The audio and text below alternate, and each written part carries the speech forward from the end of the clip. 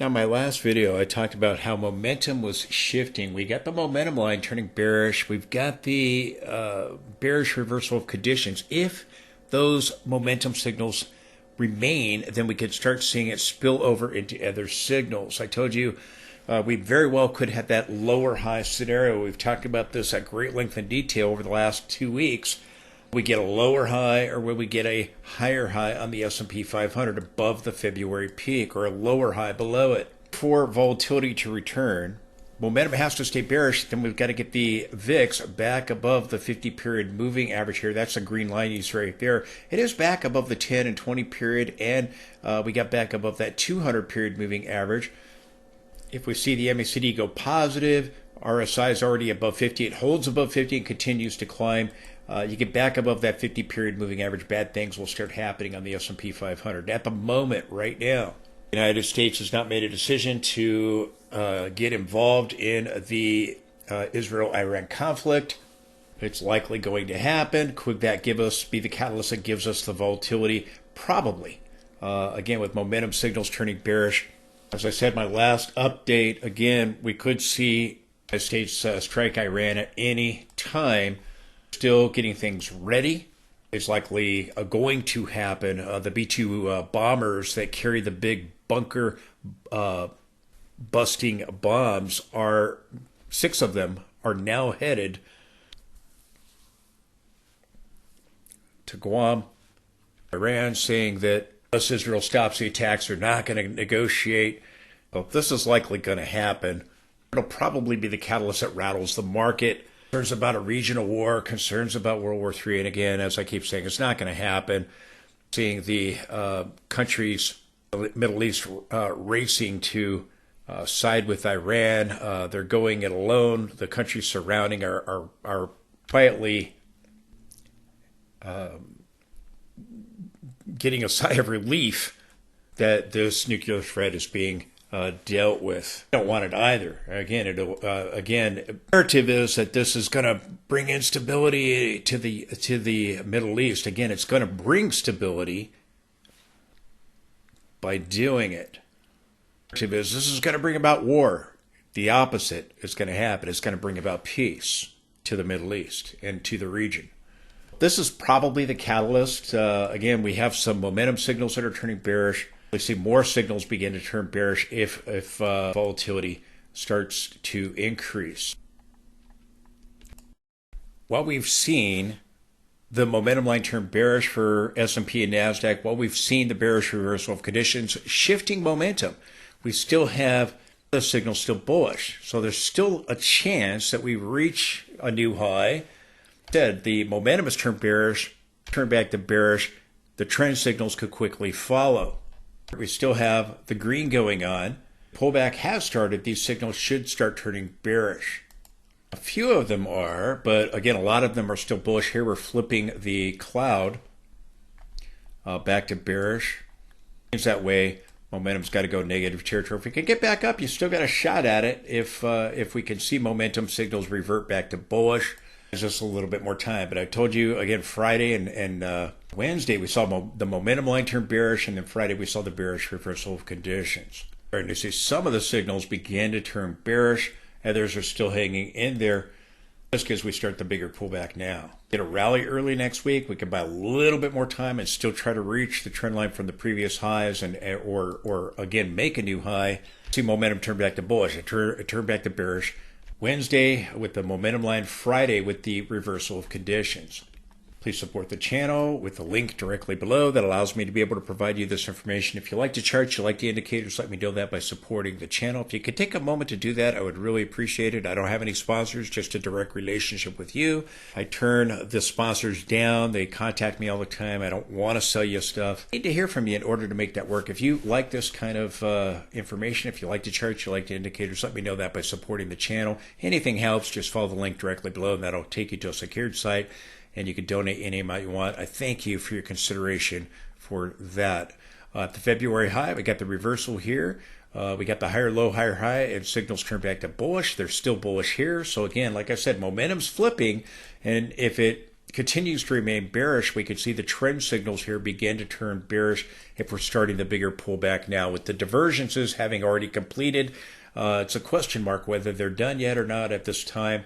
Like I said, we could very well have the lower high scenario. I could be wrong about the higher high scenario. Get that later after the pullback. But right now, momentum signals are bearish. That spill over into the trend signals here. These signals are turning bearish, others are not. Again, here momentum turned bearish, and then Friday we took out the lower end of the cloud, so that's going to turn bearish here. Do we see that bigger pullback? Flip through a few here. Now here we still have the green bars reflecting the trend, but we're seeing cloud being taken out and a bearish signal. So again, you're seeing some momentum signals starting to turn bearish. No trend signals, but a good majority of the trend signals are still hanging in there. If momentum remains bearish, we should see some of these trend signals begin to turn bearish. Still bullish here. Starting to turn bearish here, taking out the cloud, red bars. If we buy a little bit more time, the risk model, it could remain in a risk-on environment. If we start to sell off, momentum signals remain bearish, we can move quickly into a risk-off environment. The trend could quickly change. Momentum is bearish. Now spill over into the majority of the trend signals. But what I can tell you is if we start losing the 20-day moving average in the daily time frame, we're right at it right now, you're going to likely start seeing red bars. You're likely going to start seeing signals turn bearish if momentum signals remain bearish. Revert back to bullish, we buy a little bit more time, but turn short-term bearish because the signals have turned short-term bearish, suggesting we could now have started the pullback. It's possible. This is a wave 4, and we get one more push for wave 5 to complete our first wave higher. We got warning signs of a pullback or a reversal here, meaning a larger pullback. I'm referring to, I don't think we're going to take out this low. Did call the bottom, had the warning sign before the top here. Again, got the warning signs before these pullbacks. Does this now give us a larger pullback? Maybe. This move not done. You take out the orange line right here, you're going to get the bigger pullback. Testing the purple line. Lose the purple line, you're going to get a larger Fibonacci retracement. I should say a Fibonacci retracement towards the 38.2, towards the 50% retracement. And again, I'm making this video on Saturday. The United States so far has not taken any action against Iran, has not done a strike. That could change by the time you're watching this video on Sunday. It might have already happened or be getting ready to happen going into next week or possibly the following weekend, but it's likely going to take place. Again, this is what I think is happening with the S&P 500. I think that we have completed this ABC correction. And again, this is why I keep telling you this low is a bottom. This is why the hollow red candlestick here, I told you we're at major support. We're at horizontal support and a rising trend line of support in the weekly time frame. I told you it was likely a bottom. It was correct. I told you we were going to get a massive rally. I told you we were going to go above the 200 period. That was correct. I told you we were going to go make a new high. So far, we haven't done it. Now, do we get a lower high and pull back and then do it? Or do we do it right here now? And I've got this as a question mark. This could still be a 1, a 2, a 3. This could be an ABC for a 4. And we still go up here a little higher and then get an ABC, something like that. But again, I think that we're going to end up correcting into July, for a few weeks into the first half. If we started it right here now, it goes a little longer if we get a push higher up into this level. And I talked about these highs possibly pointing to the next high, talked about moving to a new high. But I could be completely wrong on that. If we start seeing tensions in the Middle East, give us a lower high or some other catalyst. So again, this is still question mark whether we can reach these levels. We've had momentum signals turn bearish. We're still holding at the cloud here, the momentum cloud, and the 20-period moving average. We start losing these levels next week. We start seeing more and more signals turn bearish. Then you're going to get the pullback right here and right now. Momentum signals have turned bearish, as I talked about. I showed you those signals in my last video. The 9 count on the S&P complete. We're up to bar 8 on the S&P 500. So again, count complete in the weekly time frame, or is it canceled out? A 9 count on the S&P 500, we still might reach this level, but I'm just telling you again, I could be completely wrong about that. I've told you we may get the lower high scenario. So far, it's looking like that may be the case. So again, I think we have a wave one. Is it done here or is it done up here somewhere? We'll see how it plays out. A little bit more time. If we don't, markets could celebrate if it looks like that this is going to just be a strike and it's not going to be a long-lasting war. If it happens, till may try to rally back up before getting a larger correction. So don't rule that out. But like I said, I've turned short-term bearish because momentum has turned short-term bearish. If it reverts right back to bullish, then we still have a shot at this other scenario. But I told you if my signals turn back to bearish, I would turn back to bearish. And that's what's happened. If you watch my last video, you'll see that. That's why I locked in gains and went short here. If the signals revert back to bullish, then I'll be stopped out of my short position if we start moving to a new high. And if the signals revert back to bullish, trying to be disciplined and follow the signals that just been nailing it. Talked about the diversions here, and again, they very well may not be done, but it very well could be done. We talked about the MACD getting the diversions, but not getting back above that signal line, and it rolled right back over. Again, it may not. It doesn't have to get back above the signal line. You still have a diversions present. The stochastic has rolled over and dropped back below 80 with its own diversions, as I previously mentioned. Have the diversions in place, and that could be opening the door now with momentum shifting on Friday with the bearish reversal of conditions, and with the momentum line previously before that during the week turning bearish. So again, you could well be ready starting the corrective move. We can have a 1 and a 2, and we can get a 3, 4, and a 5, and we could get A and then B and then C. You can get a zigzag correction in a 5-3-5 pattern if it's already completed here. And again, if momentum remains bearish, then there's a good chance that that was the peak there just a few days ago. If Bitcoin had gotten a lower high, the S&P got a higher high, they diverged. So again, that could mean that we're going to get the bigger correction for both. Expect a bigger correction, but I expect a higher low, and then I expect the advance is going to resume. I do not believe this is the next leg down of the bear market, as the bears keep telling us. This is corrective. This is impulsive. The 5-leg push higher is impulsive. 3-leg correction suggesting the bottom is in, and that the impulsive move may or may not be done, suggesting we're going to set up a higher low in a 3-leg correction and then resume the advance, and this is likely going to go on for several more months on into the summer here and on through probably into the fall, peak later on, not now. I told you the bears are going to try to scare the pants off everybody like they did at the bottom, that we were going to have this Black Monday crash and telling us we're going to have the crash and this is a counter trend all the way back up.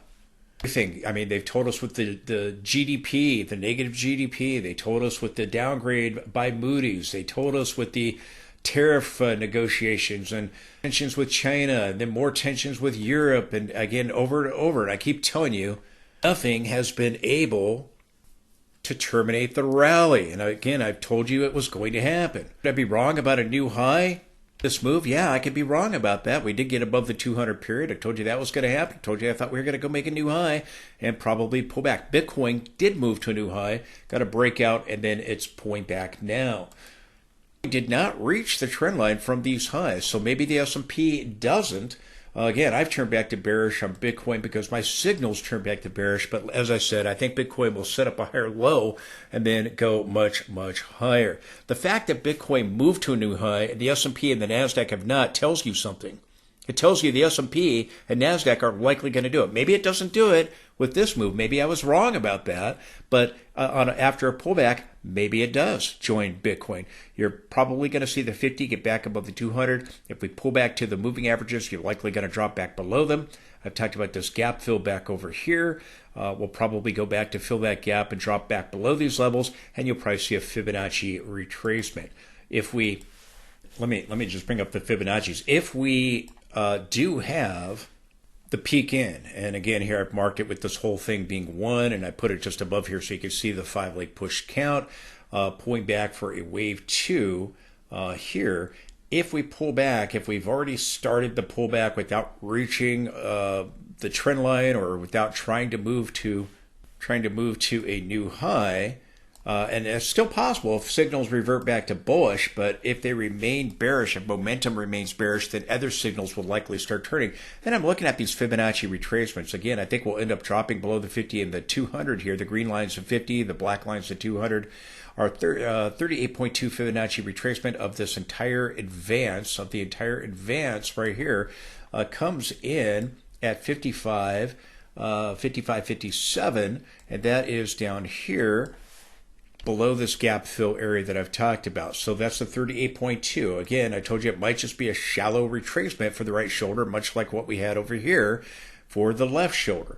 If we get something deeper, then the 50% retracement would come in at 54.11. So again, I think it's more likely if we get the pullback, it's going to be a more shallow retracement in this area with one of these Fibonacci's.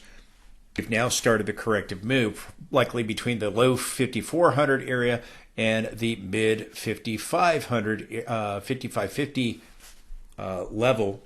Mid 5500 area is what I was trying to say a second ago. So that 5400 area to the 5550 area, this is the area where I would be thinking that we would pull back to if we are starting to pull back. Now, if you get something deeper, you've got your 61.8 Fibonacci right here at 5269. You've got the 78.6 Fibonacci at 5074 rounding up. I think it's less likely we get a deeper retracement, more likely we get a more shallow pullback. And if we do it right now, then again, you have potentially the slanted neckline sloping lower that could give us this right shoulder. I do think this pattern ends up playing out, setting up. It could be with a lower high scenario or a higher high. Starting to look like it might be that I was wrong about the higher high now anyways, and we're probably going to get the lower high. I could still be right about the higher high if the signals turn back to bullish. Whatever the signals say to do, revert back to bullish, then we still got a shot at it. But right now, momentum turning bearish. Now we have the risk of the trend signals turning bearish. Tensions in the Middle East give us this pullback. It's probably going to be the catalyst in all likelihood. If we go into July, remember we got the cuts coming. That's they're hoping to get that signed into law by July 4th on Independence Day. You've got the extension of the tariffs coming July 9th. That's likely going to happen. Tensions in the Middle East. If it happens, it calms down. The market says, oh, this isn't going to be a regional war. This isn't going to be World War III. And again, we could see the market shrug all this off. Should the market have the volatility surrounding it? Now, so far, the market has shrugged a lot of it off. We've had a little bit of volatility with it, but not too much. Or the market shrugged it off. But if the United States enters in, then again, there could be concerns about risk. We could see a spike in oil. Some things to be paying attention to. But these are the Fibonacci retracements I'm looking at if we've now begun the correction with a lower high. Quickly, if we have a downward sloping neckline, again, we could take the measurement up from the high down to the low, and that would be this red line right here. If we get the breakout here some point in July or a little bit longer, again, it gives you, it would be a little bit lower if it was over here where I have the rounding bottom here for a higher low.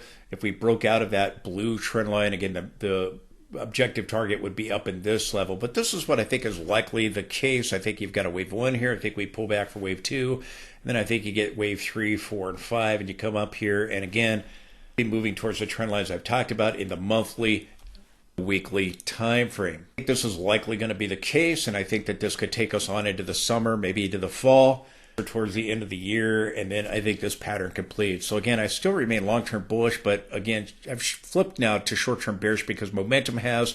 We still may reach a new high in my trend line. This wave 5 of the first wave is not done yet. But I turn back to bearish. If I saw momentum turn back to bearish, I think that increases the odds of that the pullback has started. So again, there's still a question mark there. I'm not 100% sure. I was 100% sure about the rally, about the bottom. Here it's more of a question mark. I do think we'll get the bigger pullback. The question is, has it started already? And the jury's probably still out on that. But like I said, I've turned back to short-term bearish. We see the momentum turn back to bullish. We buy a little bit more time. This is what I think is going to happen. I think eventually we'll see crack in the bond market, as Jamie Dimon's saying, yields spiking higher, bond market collapsing. We'll see inflation tick back up. We're likely going to see an inflation freak out, concerns about all of this. We'll start seeing concerns about recession, and I think these things will end up marking a top. I talked about this conflict possibly being associated with the top, likely going to be associated with this correction. I was right about the conflict, but I was wrong about the timing of it. I thought it would be delayed until August or maybe September. Israel didn't wait. They went ahead and did it. This conflict is likely going to give us the right shoulder, or maybe a combination of catalysts. We'll see. I talked about these channels and these target levels. Again, this is the trend line from the 2020 bottom right here. And again, this is where we bounced off of. We bounced off of this trend line and horizontal support. This is why I turned so bullish down here when we were bottoming, when everybody was saying we were going to crash. And the 200-week moving average was right below it. The 50-month moving average was right below it on the monthly chart. But again, we bounced here. So I think you got a shot. I've drawn a parallel boundary from these highs, from the January 2022 high. And again, I think you've got a shot at reaching this level. If we have a wave 1, we get a wave 2. And again, it may not be done. So again, question mark, is it done? But I think you get, if it is done, that momentum's turning back to bearish. Again, you could pull back at a wave 2, 3, 4, and 5. I think you could eventually reach this level. Again, if we're going to get it right now, then maybe, again, deeper to the levels I'm talking about with the Fibonacci retracements, then you get your 3, your 4, and your 5. But I think that these levels are likely going to be where we top out at, and likely where we are headed. The S&P weekly time frame, but this is again, in order to turn bearish, you got to take out this trend line, you got to take out the 200, and then remain below it, not be able to get back above it. We weren't able to do that. Completed a 9 count on NASDAQ. S&P's up to bar 8. Does it complete the 9 count? We go a little higher, maybe. Momentum's turning bearish, so the risk is we don't complete the 9 count, and the 13 count that we had at the daily time frame overrides the weekly chart, and we start the pullback right here and now. This is the linear scaling. This is our trend line going all the way back to 2020. We have another channel in the weekly time frame with our log scaling and with our monthly chart as well. A little better seen on the monthly chart. Just quickly, that's right here. Now, this is the trend line that I used to call the 2022 top with on the S&P 500 from these previous highs over here. You can see it 2010, 2011, and then 2014, and that led to the 2015 peak corrections we had in 2015 and 16. I think we're likely headed up to this trend line, at least moving towards it. The bottoming tail just above our 50-month moving average. I think you're going to end up forming this larger divergence on the RSI here in the monthly time frame. Now remember, you get 1 bar per month. So again, I think you end up pulling back here with the with the month here probably that we're in right now, and maybe going into July, you pull back a little bit, and then you end up heading towards this level going into probably the fall. But just a trend line I'm watching very, very closely here, and I think, again, the MACD could end up forming a divergence here in the monthly time frame. I think the RSI will do the same here. We've already had this divergence. We had a divergence here at the 2022 top. You got another reference point of it over here with our recent peak at February 2025 peak, and that's given us this pullback. In order to have the bear market, you got to take out this trend line, this long-term trend line, and you've got to take out the 50-month moving average. We haven't been able to do that. That's why I told you we hit major support from the 2020 trend line with our linear scaling. We were just above this trend line right here, and again, the horizontal support that I talked about from the 2022 peak. So again, I think you're going to bounce here, go up into this area, and then I think you're likely going to top and usher in a bear market. I don't believe that the bear market has started. I believe the sell-off that we previously had was corrective. February 19th, 2025 top. It was just a peak and not a major top. By the way, I think the same thing's going on with the NASDAQ monthly chart. And again, I think NASDAQ monthly is eventually going to go higher. I don't know that we reach this trend line. Again, I've just drawn a parallel boundary. We bounced off the 2009 trend line. We were just right above it right there in our 50-month moving average. Got to take these levels out if you're going to have a bear market. And again, I think you've got a divergence going on here. I don't know that we reach this upper boundary.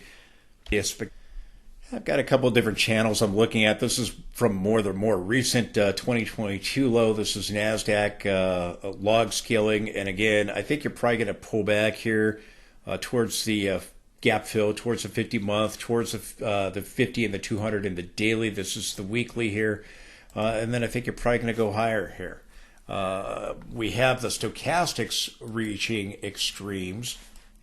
You're probably, here it is on the weekly chart of the NASDAQ. You probably see these stochastics begin to roll over. We'll get that pullback. The bears will tell us, oh, here comes the next leg down of the bear market. And you'll probably set up a higher low. Again, I think eventually you'll get this divergence right here in the weekly time frame on these MACDs. But I think we'll pull back, and then you'll see it turn back up. And I think you'll see this larger divergence eventually develop as we go probably on into the fall. Being up here at extremes is suggesting to me with our stochastics in the weekly time frame that we're probably going to see the pullback, and again with momentum signals turning bearish on Friday with the bearish reversal of conditions, and previously momentum lines turning bearish earlier in the week. For that short trading week, it NASDAQ completed the night count. You got a good shot. We get a pullback, and I covered the momentum lines. I covered the bearish reversal of conditions and the 9 counts in the weekly time frame, and the daily counts with the 13 and 9, all in my previous video. I'll link it at the end of this one. Signals have turned bearish. We're about to get a bullish golden cross on the NASDAQ with the 50 and the 200. Again, if we start to pull back, you'll probably get a bullish cross and pull back and drop under those moving averages. We were told back over here when we were coming up to the 200, which I told you was going to happen off this major support level, that we had a repeat of 2022. And again, the bears a little bit on that one. They said, oh, we hit the 200, we hit the 200 again. And I told you, again, we're going to go make new highs. Now, again, I could be wrong about it happening right here now. Still might end up being right about that. But like I said, my signals have turned back to bearish. So we could be starting the correction with a lower high as a fake out move, pull back, and then end up getting that right shoulder and have it be, again, a sloping downward neckline, certainly possible. The NASDAQ daily chart right here. Here's the NASDAQ daily chart. And again, the count, same as the S&P, corrective here. I believe that completed the wave 4. I think we're getting the first wave here completing or about to complete one or the other of wave 5. Just adjust my trend line here. It moved on me. If you take the trend line from these lows right here, we've broken the trend line. You've got the diversion. So again, if we take out the 20 period moving average, we can start moving back towards this trending cloud. We could be in the wave 2 correction right here, right now. Again, I've got the question mark over here. Again, we were within striking distance of a new high, and the highs previously, the previous highs pointing possibly the next high. I talked about that. I told you I could be completely wrong about that. If we get the lower high scenario, we can start to pull back right here and now. I have the guts to tell you what I think, but starting to look like I'm going to be wrong about that, and we're going to get the lower high scenario instead, which I've talked about at great length and detail. That's why I've turned short-term bearish. This still may play out if this fifth wave of our first wave is not done yet, but it's certainly possible that it is. Momentum signals now turning bearish, so we'll be watching this. If we start pulling back, again, the cloud area, I think we come back, we fill the gap, and I think we get a Fibonacci retracement. Talked about the MACD possibly turning back up and reaching that level. Well, it's still bearish, still pointing down. Stochastics lost 80, so now the signals are turning back to bearish, to increase the odds that the correction is already starting. And we've also diverged from Bitcoin, increasing the odds of the pullback having already started. And that's why I've turned short-term bearish Friday when the signals have now turned bearish. As far as momentum is concerned, other signals are still bullish. If we lose the 20 period, you're going to start seeing those turn bearish. NASDAQ Fibonacci retracements again could be a more shallow retracement if we have the inverse head and shoulders pattern. We started the correction. We could see a sell-off into July. Let me bring this up close. Well, let me just make it a little bigger so you can see it here. If we have begun the pullback from this peak recently made, our 38.2 Fibonacci is coming down here at the 19,750 area, 19,750. If we reach that level, we'll drop below the 50 and the 200. I've talked about that is likely going to be the case, and we'll fill this gap right here where we gapped above the 200 period moving average. That gap is likely going to be filled. So again, we'll likely come back down to these levels if the correction has begun to fill the gap into the 38.2. If we get a deeper Fibonacci retracement, you're looking at the 50% retracement down here at the low 19,000 area. So here we are, just under the February peak. If we have established a lower high, we have begun the correction, these are the levels I think are most likely to act as support. 0.2 Fibonacci, the 50% retracement. If we get something deeper, you can go into the golden pocket here between the 61.8 Fibonacci and the 78.6 Fibonacci. That take us 78.6 Fibonacci, the 17,600 area, 18,500 area there, just under 18,500 with our 61.8 Fibonacci. I think those retracements are less likely. I think it's more likely that we get a right shoulder, establish a higher low just under our 50 and our 200 period as they get a golden cross. It's more likely. If we can resume the advance, again, we still might reach the February high, still might reach the trend line. But like I said, momentum is starting to turn bearish. Odds are now starting to increase. The odds are now starting to increase that we're already in the pullback.